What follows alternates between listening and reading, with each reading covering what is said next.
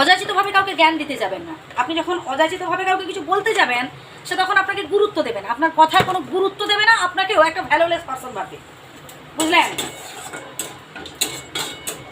ও যখন আপনার কাছে জানতে চাইবে তখন বলুন ঠিক আছে, কিন্তু হয়তো আপনি সহজ সরল মানুষ, আপনি ভাবছেন যে না, ও হয়তো মানুষটা বিপদে পড়তে পারে, তাকে আমি যদি সাবধান করে দিই, হ্যাঁ আপনি সাবধান একবার করলেন ঠিক আছে, কিন্তু এই যে আপনি বারবার সাবধান করতে যাচ্ছেন না, বারবার আপনি তাকে বোঝাতে যাচ্ছেন, ওকে আপনার কথা শুনছে, ও তো শুনছে না, আপনার কথা নিচ্ছে না, ও ওর কাজ করেই যাচ্ছে। আপনি এই যে এত কিছু বলছেন,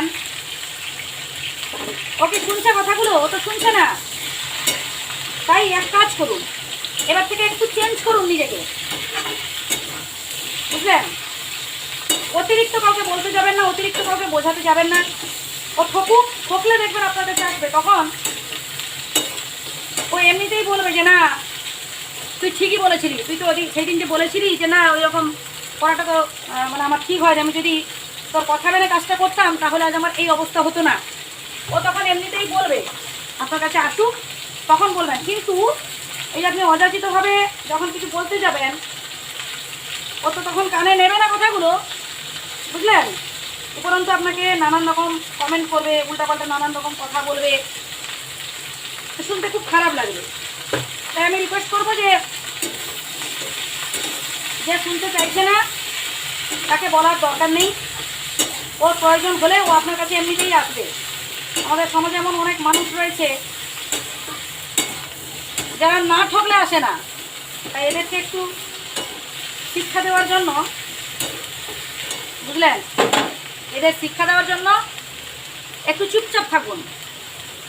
হ্যাঁ দু একবার বললেন ঠিক আছে, দু একবার বললেন, কিন্তু বেশি বলতে যাবেন। আপনি যখন বেশি বলতে যাবেন তখন আপনাকে গুরুত্ব দেবে না, আপনার কোনো কথাই নেবে না, আপনার কোনো কথাই নেবে না, বুঝলেন? আপনার কোনো কথাই নেবে না, আপনাকে গুরুত্বই দেবে না। তাই বলবো যে অযাচিতভাবে কাউকে জ্ঞান দেওয়ার দরকার নেই, অযাচিতভাবে কাউকে উপদেশ দেওয়ার দরকার নেই।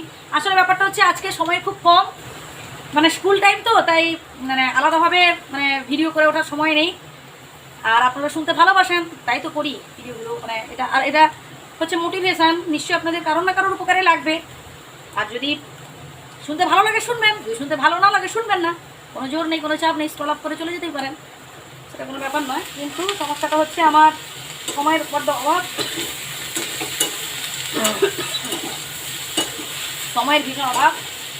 আমি জানি আপনারাও ভীষণ ব্যস্ত মানুষ, তাই আপনারাও বুঝতে পারবেন যে বিশেষ করে এই অফিস টাইমটা মানে কতটা গুরুত্বপূর্ণ আমাদের প্রত্যেকের কাছে। যারা অফিসে কাজ করেন তারা তো জানেন, বিশেষ করে এই টাইমটা। আর এখন বাজে প্রায় 9:30, তার মানে বুঝতে পারছেন তো আমাদের হচ্ছে 10:30টার মধ্যে স্কুলে মানে ঢুকতেই হবে, এরকম একটা বাধ্যবাধকতা করে দিয়েছে।